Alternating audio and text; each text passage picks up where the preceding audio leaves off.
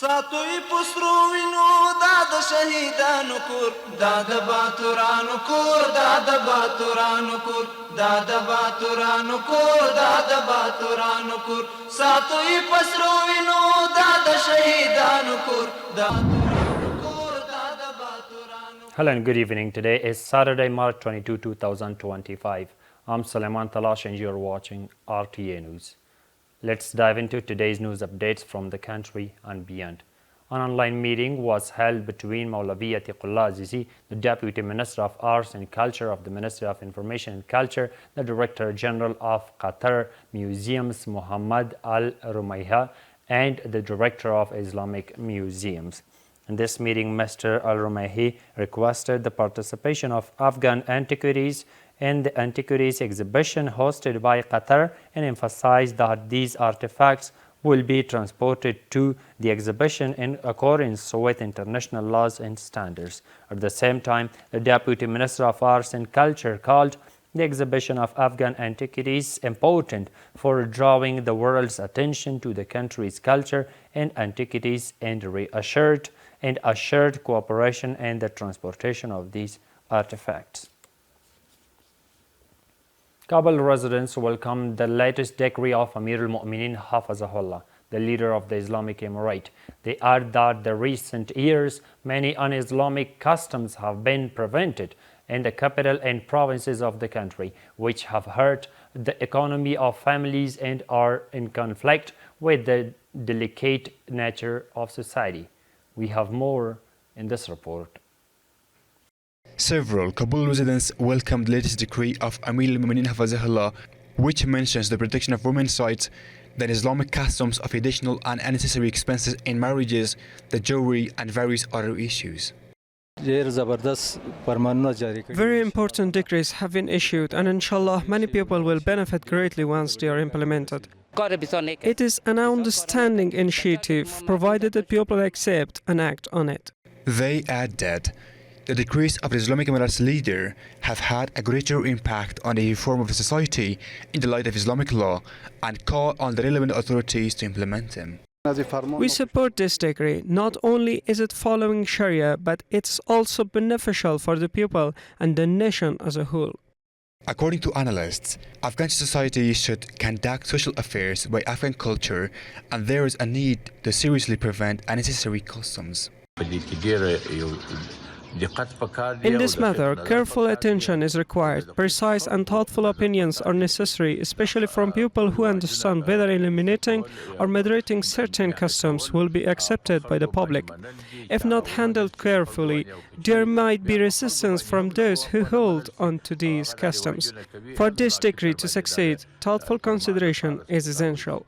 In order to reform society and in accordance with the principles of Sharia, Amir al-Mu'minin Hafazahullah has issued a decree regarding the prevention of improper cultures during engagements, weddings, and when returning from Hajj or Umrah, which has been warmly welcomed by the countrymen.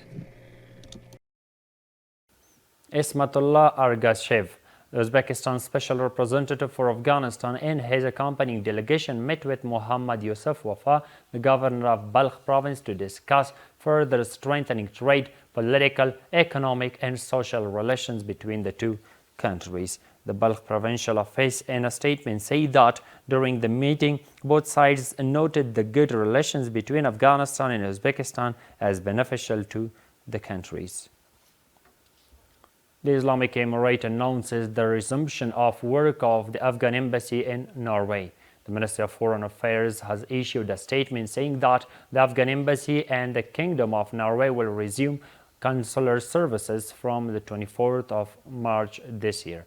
Analysts believe that Norway can also encourage other countries to develop relations with the Islamic Emirate.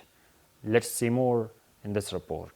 A number of media outlets quoted the Norwegian Minister of Foreign Affairs as saying that a diplomat from the Islamic Emirate named Dr. Najibullah has been accepted as the first secretary of the Afghan embassy. At the same time, the Minister of Foreign Affairs also issued a statement saying that the work of the Afghan embassy in the Kingdom of Norway will resume. The Afghan embassy in the Norwegian capital, Oslo, will resume consular services from March 24, 2025. The Ministry of Foreign Affairs of the Islamic Emirate of Afghanistan considers the resumption of consular services in Norway a positive step. Analysts believe that this step by Norway indicates the expansion of relations with Islamic Emirate, adding that this step also opens the way for other countries to open the doors of expanding relations with Afghanistan. The start of Norway's relations with Afghanistan reflects Norway's goodwill toward the country. The Norwegian government aims to collaborate with Afghanistan in political and humanitarian areas. This kind of cooperation marks a new chapter in the history of relations between the two countries.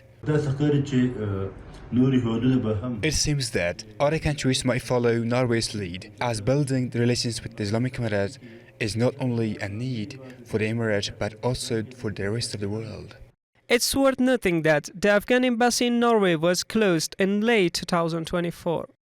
The Grand Mosque named Amir al-Mu'minin Hafazahullah was inaugurated in Balkh province. The mosque was built in a year for 8 million Afghans in cooperation with the National Directorate of Traders, Industry and Commerce and Chamber of Mines and Industries.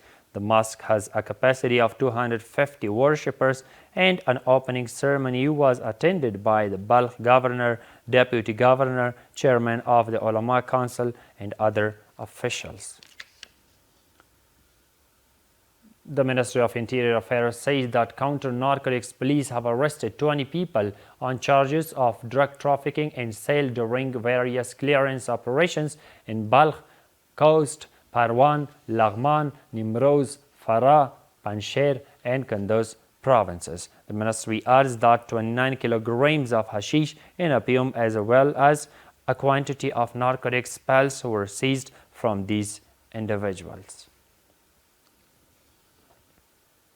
Through the efforts of the Public Libraries Directorate of the Ministry of Information and Culture, the Shanti Voluntaries Association built 3 libraries in the districts of Parun, Kanteva and Wama, the capital of Nuristan, and equipped them with a number of equipment and put them into use.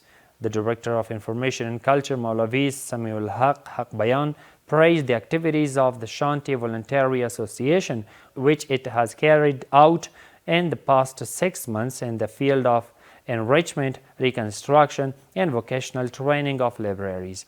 Musa Kalim, the head of the Shanti Voluntary Association, spoke about the activities of the association and said that their goal is to promote and develop the culture of reading so that our youth and the new generation can become familiar with the culture of reading.